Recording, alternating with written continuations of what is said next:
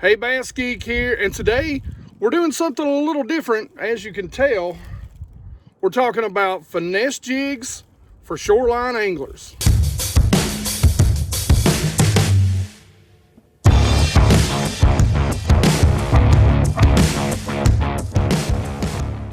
That's right, guys. We're talking about finesse jigs for shoreline anglers in the fall. This can be a killer for the big bass when that water temp or a cold front, cold high pressure comes through like today. Great bait for days like today. Now, that being said, as always, you guys know that I have partnered up with Mystery Tackle Box so that they send me a Mystery Tackle Box Pro every single month. What do I do with the Mystery Tackle Box Pro? Well, I give it to one of you lucky bass geeks out there, and that's kind of a thank you from me to you. Now, that being said, this month, which may be last month if you've seen the last giveaway, which will announce the winner of last week's giveaway, Mystery Tackle Box, in this video, the winner for this video will be announced next Sunday. So, anyway, after all that, guys, you can get, there is a link in the description. If you don't win this box, you can get your own subscription by getting that link. There is a code that will let you get the first box for super duper cheap. Now, like I always say, I've had this conversation with a lot of different people. Guys, number one, I hear brand names. Okay, I'm going to tell you about brand names. Let's talk about Z-Man, which, by the way, we'll be using the Z-Man cross-eye jig, finesse power jig, in this video. I'm a big fan of Z-Man, but let's talk about Z-Man, and let's talk about the chatterbait. They didn't create the chatterbait. A single guy created the chatterbait. The Alabama rig was the same way. The Preacher jig was the same way. There's a lot of baits out there. The underspin was, as a matter of fact, the same thing. Most of your real innovations come from a single guy or a small company.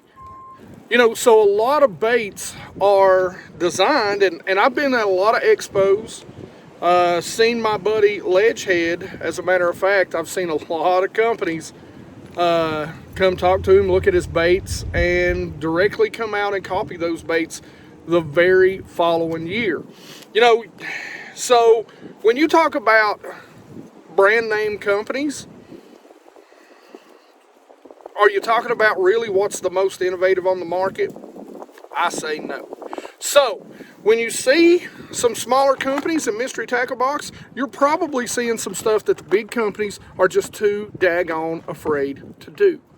But Mystery Tackle Box does have some very big brand names in them also, so that you get the best of both worlds. Now, like I say, should you, and this is my opinion, Mystery Tackle Box may totally disagree with me. We all know what opinions are like. You know, should you be purchasing a subscription box for it to be, and sorry about the wind noise, for it to be your sole way of stocking your bait arsenal? If you're a beginner, yes. Sooner or later, you're going to create confidence in certain baits, and you're going to want to buy your own baits. However, at that point, what Mystery Tackle Box should be, and again, I say it for us old heads, are ways to discover new brands, new baits, and maybe some of those innovative baits that we wouldn't have known or picked up any other way, and it gets us out of the rut of throwing those confidence baits all the time. Now, all that being said, like I said, we're going to give this box away. This is the biggest reason why I even do this, is to give back to you guys.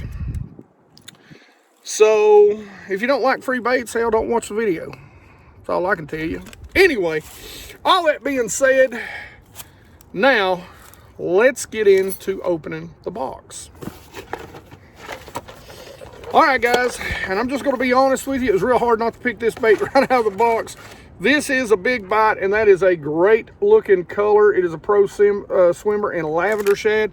boy, you take around some smallmouth and you put that bad boy, put a little chartreuse stripe down the side, and you got a smallmouth killer right there. Now, what we're going to be using today is the 1/4 ounce cross-eye power finesse jig. This is by Z-Man. We've got a good looking from Jinko, a good looking CD7, little mid-depth diver. We've got some good looking craw baits. We got the headbanger, something that I've been dying to try. That's a cool looking little bait. And as always, we've got some hooks from Harmony, making tackle better, making better anglers. So I haven't tried their hooks out. Of course, you've always got, a card, a sticker, you know, a Dibble Digest or whatever they call it now. But anyway, that's what's in the box. Now, let's go ahead and talk about Finesse Jigs. Can't get this back in the box. Finesse Jigs for the bank angler. Now, the very first thing I'm going to tell you, as always, guys, make sure you go check out TRC. I love how it's dipped down here so you don't get hooks hooked in the bottom of the mesh as easily as you do other rod covers. The other thing about this, and I say it all the time, the best rod tip in the business. One of the great things about you shoreline anglers, you bank anglers, if you're getting out of your truck or you're getting, you know, coming up a hill and you bang this into the ground or the asphalt, you don't have to worry about breaking that ceramic, fraying your line. And when you're only bringing 1, 2, maybe 3 rods when you're bank angling, one going down on you can change the day that you're going to have, you know, because you're down a rod. So let's talk about rod, reel, and line.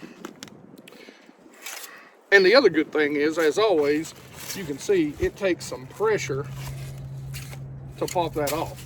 So you ain't got to worry about them just falling off when you turn it upside down. All right, so rod and reel, guys, I'm using a 7.3 medium heavy. This is a killer bass bait, and this is my Lew's LFS. This is my casting jig setup. Now, this is a medium heavy fast action, but it's actually closer to a moderate, so I can throw those light jigs. The question I get a lot, you know, you're going to throw finesse jigs from the bank. That's where I would recommend you starting with, and that's 1/4, 1/8, 3/16 or less. Those real small jigs, okay? I'll explain to you about that when we're talking about the cast and retrieve later and why you want to do that. But the biggest reason is you're not going to get snagged near as much. Now, can you use spinning tackle, a spinning rod combo, spinning? Yes. On these, absolutely yes. Try not to go below 10-pound test fluorocarbon on it. However, I would go 6, 7 foot medium heavy fast action on that jig, okay? 1/4 may be a touch too big once you get it with a trailer on there, on that spinning tackle, you know, but you can absolutely bank angling use a spinning rod combo. Now, I like a fast reel. This is a 7.5 to 1. I would highly recommend Lew's. Almost all their spinning reels come in that 6.1, 6.3. So not quite as fast, but anytime you're bottom bouncing, a faster reel is going to help you get a good hook set, get the fish to you. That's kind of, I like to be able to pick up line. Let's talk about cast and retrieve. The one thing I'm going to tell you about the trailer is that I like this little trailer right here. I think this is, it's a Bass Munitions. I can't remember the name of it. I don't remember if it's a mock crawl. I'll put the link in the description. Links in the description, guys, to everything on here, or at least the comparable combo. Line, rod, reel, the whole 9 yards. There will be links in the description for this whole setup. So I want, in the fall, one of the things that I absolutely want is a jig late fall. That's got just a touch. So it's not got a ton. It's kind of got that medium action in that crawl, and it's not going to be oversized for the jig. Now, as always, when you're locating areas, you want to find those transition areas in the fall. That's a huge key. So right now, what I've got is I've got a point, and you can see right through there, we've got some current blowing in. So we're going to create a little eddy right out here. And I know that there's a little lip and a drop off that gets to about right in that area. So you want to get to those areas where it can be, and you can see the eddy really well right out in there. Well, till it gets blown out by the sunlight. Anyway, all that being said, you really want to look for those areas where you've got, you know, that transition between shallow and deep in the late fall. And even if you can, what you can't see is I'm actually in the back of a bay right here. So we've got a little bit of wind blowing in, a little bit of current. This is one of the first places I'm going to target with a jig. So one of the things I'm going to do is with the first cast, I'm going to start out a little closer to the bank, and I'm going to work my way out to that real current seam right there. Now I'm going to let that jig fall on slack line. Now guys, the difference, a lot of stuff, I'm a boat angler, okay? I love fishing from the boat because I don't like to sit still. I don't like to sit in one place. The difference between fishing a jig for the boat, number one, yes, weight. I'm going to be throwing a little heavier weight because I know I'm going to throw up shallow with a 1/2 ounce and I'm going to work it off. I'm going from shallow to deep. For you guys, it's completely different. You're going to be throwing either shallow to shallow or deep to shallow, which means really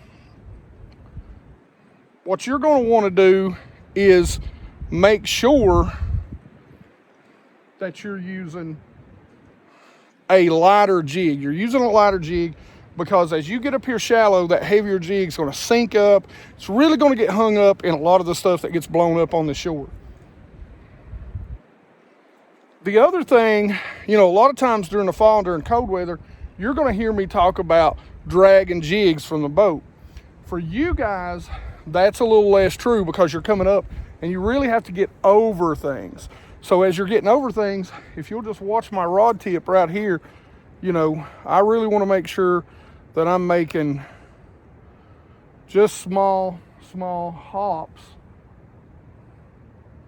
up this shoreline. So very small hops, and you'll feel the stuff. Now, if I were to start dragging up this shoreline, there's a very good chance I'm going to hang this jig up. And I think for you bank anglers, that's what happens to you a lot. You get out here and you start dragging a jig around, and realistically, most jigs with open hooks, you can't do that with. Now, a great thing about most jigs is that it don't have to be a swim jig to swim it. It don't have to be a flipping jig to flip it. Most jigs are pretty versatile, okay? So the good thing about this jig is I can actually make a cast out there, let this thing hit the bottom,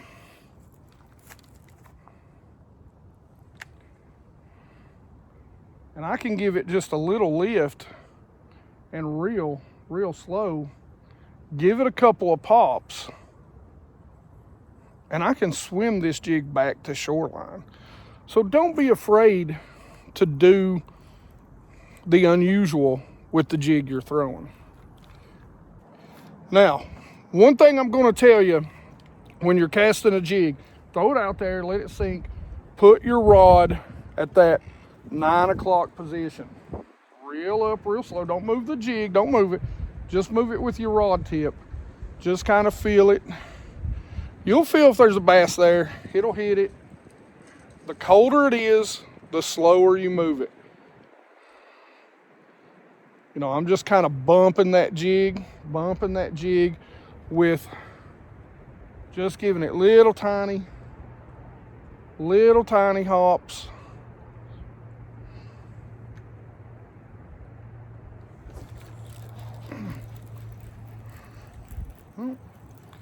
Come up over a lip or a rock right there.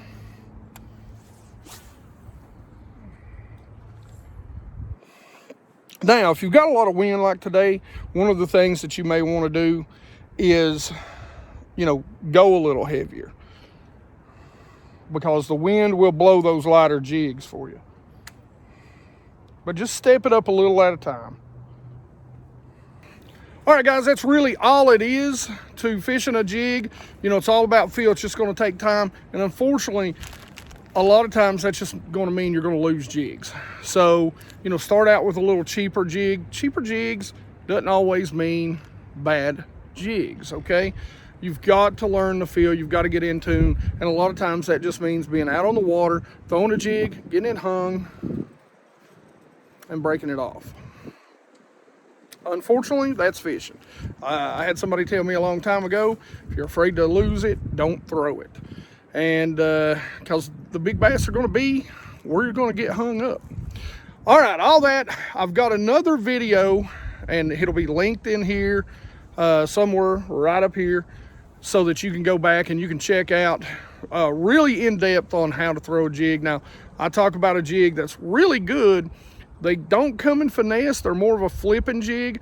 But if you're starting out, they're very good as far as being weedless and snagless, okay? So you can really keep it from getting snagged up. A little heavy. I don't remember if they make it in a 1/4 ounce or not. But anyway, you can go check it out. It's actually on Carl's, and it's called the Trash Master. Go check that video out.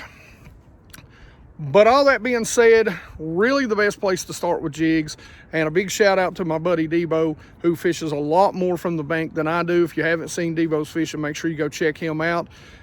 He is the one that really kind of, you know, he kind of discovered, he's gone through an arc of learning that that finesse jig is sort of the way to go. From another shout out to Rand Dizzle, one of his fishing buddies. So I don't know if Randy's got a YouTube channel. If he does, I'm sure some of the videos where he's fishing with Debo, he's got it linked in there. So if he doesn't, he should have one. Anyway, all that being said, guys, make sure you go check out the Bassgeek apparel. It is always right underneath the video. I've got a ton of stuff, from coffee mugs to stickers to different design shirts, hoodies. It's hoodie weather, as you can tell. I'll be honest with you, I'm freezing out here. So, you know, yeah, it supports the channel. It helps me, you know, do stuff like this, buy things like this, so that I can give stuff away and give back to you guys, which is, to me, the most important thing for what you do for me. You know, I'd love to get to 40,000 subscribers too before the end of the year. I know we've only got about a month and a half. We are at 39,100. So share, tell everybody about it. Tell people to come out and check out Bassgeek. We're starting to pump out the videos. We're going to get on the water, do a lot of late fall and winter fishing coming up. Got some surprise changes to the channel coming up here real soon. Hopefully you guys can check that out. But as always, oh wait, I about didn't tell you how to win the box. So let's just do hashtag jig in the comment section below. So comment, ask me any questions you want, but just make sure in that comment section you put hashtag jig in there, okay? All right, as always, you guys know I love talking fishing with you. So questions and comments in the comment section below. Make sure you leave the hashtag jig in that question or comment somewhere, or you won't be eligible to win. Make sure you're subscribed. That's part 2 of the giveaway, as always.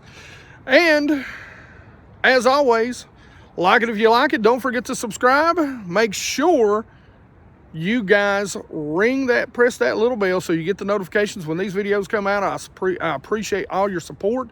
The more you watch, the more I can do and get and do product reviews, go on fishing trips, and do things for you guys.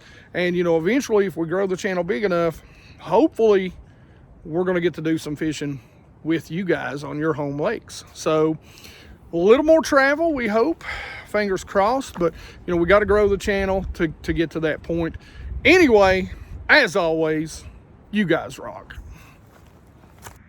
All right, here we go. Let's find out who won last week's mystery tackle box. We're going to copy this link. You can see the fall drop shot fishing video. Go to the random comment picker. We will paste that in. Filter for duplicate users. Include replies to comments. And now we are going to see how many we have. 131 unique commenters. Let's see who won.